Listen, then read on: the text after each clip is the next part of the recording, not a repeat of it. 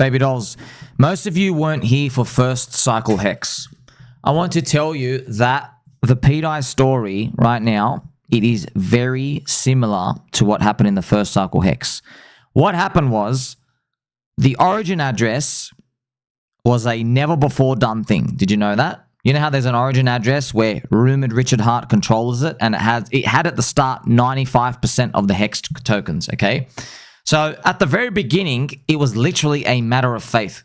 And if you go and check out the chart, this is exactly what happened, right? It dumped all the way down. And many people said it could never go up to higher prices because of the OA.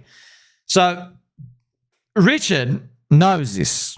Why? From Bitcoin. It's all a matter of faith, okay? So with HEX, he never came out and said, I own this much supply, and don't worry, I'm not going to sell it. You're going to be fine. He never said it. Okay, he never said it. Have you noticed in pDAI, one of the biggest questions we always ask is, how much of the pDAI supply do the PulseChain pioneers have? You know, even Mr. Dirty Crypto just asked me, do they have 10%, 5%? Do they even have any percent? Do they have 50 or 80 or 90? Now, why this is important is, if you're a non-believer, you really want to know that number. Because the higher the number is, if they can find out that Richard Hart is involved with pDAI somewhere, they'll get in and then they get a free ride, okay? But there's no hints. The wallets are hidden. If there are wallets, we don't even know. No one knows. That's why it's a market cap trick all over again. You see, friends, back in 2020, no one thought HEX could hit the 10,000x, the 55 cent number, because I said the market cap would be too big. It hit about, I think, 80 billion or 45 billion market cap at the top.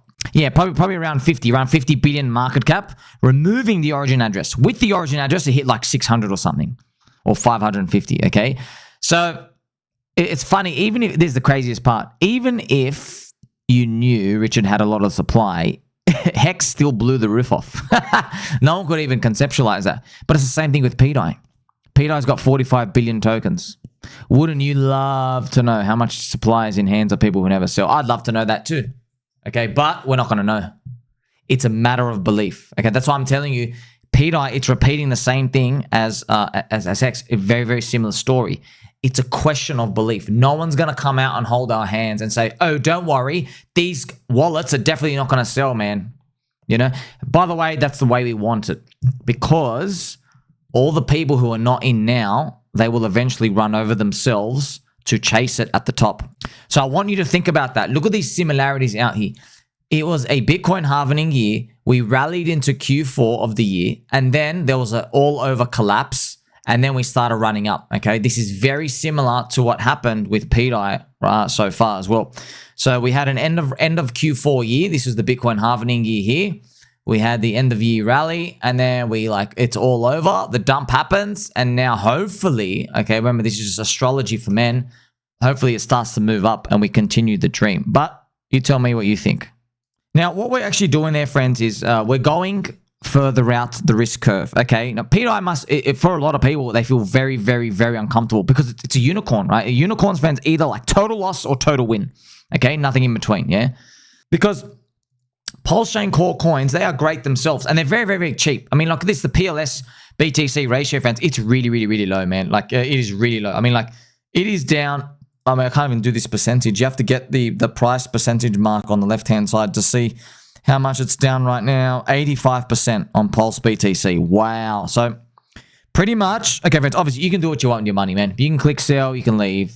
Okay, it's a big market crowd. Don't worry. No one's gonna. It's all right. No one holds you to it. Don't worry. Do whatever you want. You want to buy, you want to sell, do whatever you want. Okay. I'm just letting you know. Technically, if you sell under a 7.5x from today, you're taking a loss from the SAC price. You're selling under the ICO ratio. Okay. Now, I don't know what the future holds. Friends, we could stay like this for 10 years and never move up. That's possible. Okay. I hope it doesn't happen. But what we could also do is we could actually pump all the way up. Whee! But here would be break even. We were actually here in January 2024. Just to let you know. Okay. So that's why, look, I feel like we're just going to come here, do a wave, everyone thinks it's over, and the actual real move happens. Okay. I feel like something like that's going to happen. I hope it just keeps going higher, but just preparing you. Now, remember I said we are going to pump it Most people, friends, when they look at PulseChain or any other altcoin and stuff out here, right? Most people, they're looking at from the framework of stuff they've seen before. Okay, that's just how how we are, right? We try to do pattern recognition by default to see if we can like relate it to stuff. But there's a lot of things we haven't seen before, okay? You haven't seen a dude like Richard Hart come out where he doesn't have like 200 insiders and brokers and exchanges who all get token supply and salaries and all this stuff out here. You haven't seen something like that play out before. You can get a glimpse of what it's like in HEX, but we've actually never seen something like that before for a whole chain. So right now, PulseChain Sacrifice Treasury holds the 5th largest Ethereum Reserve in the world. It's 166,000 ETH, which is right here. Also, shout out to Mr. Baby Doll. Maybe it was Mook Woo Quintus. I don't know who it was who made this poster. No time to die. This is actually gold, man. Well done. So this is obviously the Vietnamese kid that became like a meme. All right. So with the PulseChain Sacrifice Treasury, no, just to let you know, so everyone knows, okay, we don't know what's going to happen. We want it to be used. We don't know how it's going to be used, if it'll be used at all. All right. What do you think it'll be used for? I can share with you what happened a year and a half ago is some of the money started buying up Pulse and HEX, and that's where we all went wild. But then it topped out, pretty much dumped all the way back down, okay? So we don't know, was that a bit of psyops? We don't know what's going to be used for, okay? We might find it never gets used because it gives you something forever to hold on. It's like the Treasury in there, okay? We don't know. But then you might say, hey, Somi, how's everything going to go up if the sacrifice money doesn't get used? Good question. Good question. Some people speculate that the 80,000 BTC sale through Galaxy might have Richard Hart involvement. Okay, I don't know. I can't vouch for anything. I have no idea. It's a matter of faith. All right. But then you might say, hey, but why would this dude, there's another question to ask. Why would someone who had 80,000 BTC come and just buy bags of people who were just going to sell into him and walk away anyway? Good question. I don't know. Maybe he doesn't do that. That's right, friends. Maybe he's got a lot of supply of pDAI and PWBTC. Maybe they get pegged first. I don't know. Maybe we're totally off and we're all going skits. Okay, there's a lot of question marks. I can tell you right now, though, if you go back to four years ago, right, with HEX, there were all these uncertainties as well. All right. By the way, I mean, it's literally history repeating. Okay. Back in 2020, if someone came out and told you, let's say Richard came out and said, hey, I am going to sell the Ethereum top and then I'm going to give you all the profits. No one would believe him, man. No one would believe him. They go, yeah, right. A dude's actually going to go do that. Pfft, what a waste of time. Totally not going to happen. When would they start believing it, though? Probably at this point. At this point, this rocket point, that's where they're like, oh my gosh, it's real. It's real. But he never told anybody anyway. Right? That's another thing. Let's play some angel music. Let's interlude together, friends. Like that? Smooth. He never told anyone. And why would you tell anyone? You don't want non-believers in, friends. If you disturb the market process, you basically shoot yourself in the foot. Okay? You don't want to introduce weak hands into the cohort of supply holders too early. All right? One, they don't deserve it. Two, they end up screwing you later on. Make it heavier. Yeah? It's kind of like if BlackRock told a lot of people, hey, we're going to put you on the ETF. And they told everybody in like 2015. And it just got a lot of weak hands in. They don't want that. Okay? You never want that. It's a believer's cycle after all. I want to share this with you as well, friends. So what we're doing in PulseChain or any altcoin, you know what I mean? XRP, Chainlink, whatever it is, okay? Everyone's further down the risk curve. Okay? So what you do is Bitcoin gone up, we have an industry, hopefully we've gone to 10 trillion. And you and I are looking for yummy lollipops. You're looking for growing network effects with big potential that'll hopefully get repriced higher as people feel optimistic, which is the business cycle continuing up. But not everybody ventures out our part of the risk curve. Like, for example, MetaPlanet, friends, is one of the Japanese, it's run by Dylan Leclerc. It's a MicroStrategy company, right? But look at their NAV multiple. It's down to 2.279. So MetaPlanet, this is the MetaPlanet BTC ratio. It did a whopping 62x return, and now it's retracing, okay? 50%. But I want you to just pay attention to this because one of my baby doll friends, Chris, he sent me this message and it gave me a bit of terror. It just shocked me sometimes. Chris, some of your ideas, sir, I really, that give me panic attack.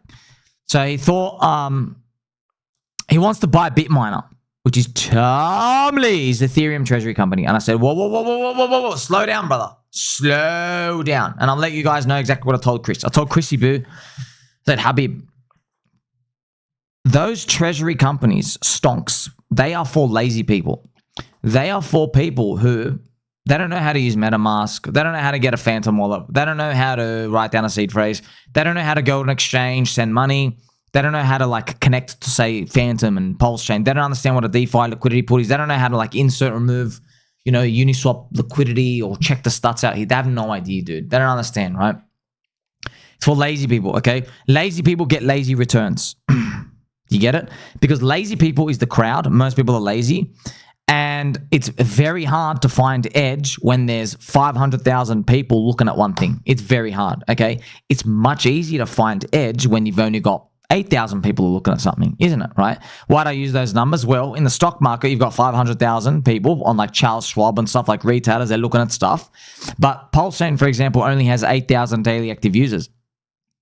Do you get it? Look at the competition. Solana, friends, has 150,000 daily active people in the trenches, the homoerotic trenches where they're sucking on each other's toes from the LA Vape Cabal. Compare, say, Solana. That's why it's a red ocean chain. There's 150,000 daily users. And by the way, they're getting actively rinsed as the soy-ETH ratio goes down. Do you see what I mean? You want to be swimming with the fishies, with the mermaids. Okay, with dolphins doing backflips. Okay, the coconut bra babes, okay, on the island. That's blue ocean stuff where no one's looking. Yeah, nobody was looking at Cardanzo in 2020. Did 150x.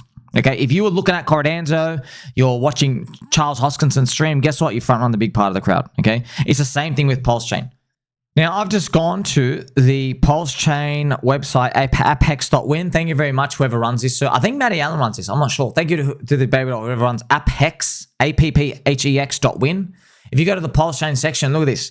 There is a section here, friends, where it's daily active wallets. We're actually up at 15,000 up here. It might be I kind of feel like the activity of the bots has like ramped up because now we have pump tires where basically a lot of bots out there in the world, they're just trying to front run like the same Solana stuff. They find the token pad launches and they set their bots somewhere to try like front run people on slippage and do stuff out here. But I'm just showing you, like even still, man, it's 15,000 daily people.